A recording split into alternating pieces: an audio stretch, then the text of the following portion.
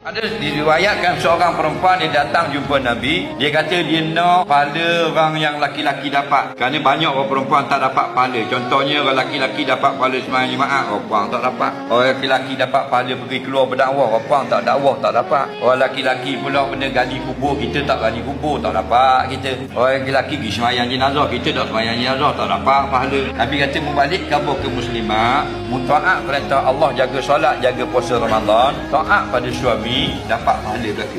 Batu perempuan dia goreng ikan boleh pahala, dia tumbuk belacang boleh pahala, dia kukur nyok boleh pahala, dia basuh baju laki dengan anak dia boleh pahala. Itu kelebihan orang beriman. Walaupun budak pergi sejik dapat pahala. Tapi jaga solat 5 waktu lah, jangan tak mayang. Lebih susah bini kita dan mak kita di rumah, lebih banyak pahala. Batulah pekerjaan yang terbaik perempuan ialah tu di rumah. Kenapa? Kerana dia bersusah payah untuk suami dia dan membesarkan anak-anak.